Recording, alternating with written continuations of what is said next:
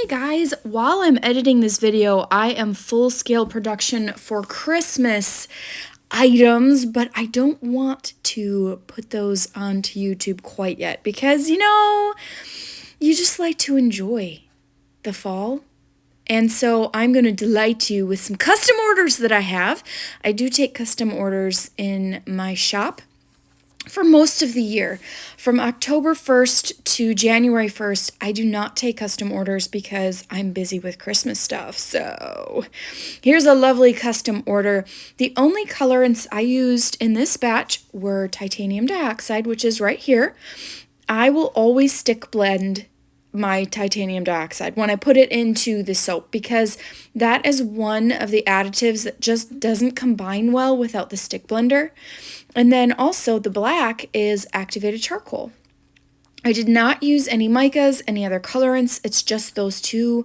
And I'm going to do a gradient pour, which is greatly dependent upon the fragrance oil that you use. If you saw at the beginning when I was combining the lye and the oils, when I was using the stick blender, I also did the fragrance oil right to the big white pitcher.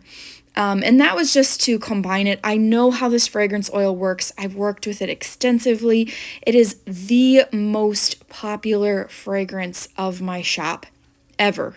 This is the #1 fragrance that I get requests for, and it is Black Sea from the Midwest Fragrance Company. I, in my shop, call it Onyx. So if you've ever purchased an Onyx bar from me, I've made a lot of it. I've made a lot of loaves of Onyx soap. Sometimes it'll have a little black gem on the top. I've made it with a swirly black and white design.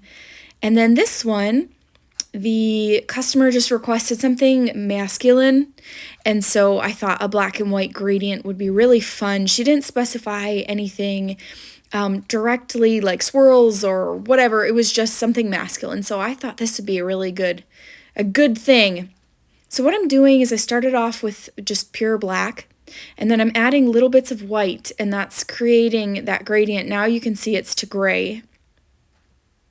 And I have my mold at an angle. It just helps with the pouring, but also I like the effect in the end product. It looks really cool. So then when it gets to the full tip, like where it's going to spill over, I just take that tilt off of the mold. And by that point, really, the soap is set up enough to where it's not going to like mix together, so it's good. And I am working at a temperature of about 100 degrees here. My ingredients are all about 100 degrees at this point. And I do know this fragrance oil does tend to go through gel phase. I know you can force gel phase, you can try to stop gel phase, but certain fragrance oils just tend to go through gel phase or not go through gel phase. And I had no idea what I was doing with this top. I was just like, hey, I'm going to play around a little bit. So you guys get to see. I was just striking some little marks in there, thinking like a little checkerboard type thing. But I ended up not keeping that. Just goes to show things that you see in videos. There's more to the story. It's not just what you see in the edited version, which sometimes I will post on, or I'll do on TikTok or on Instagram. I'm like, you guys miss out on so much because I sing a ton when I'm making these videos, like when I'm making soap. It's my therapy time. So I am making soap. I'm either like talking to myself or I am singing really loud. But those things you miss because I edit it all out and I do voiceover for these YouTube videos. So there you go. That's what I did.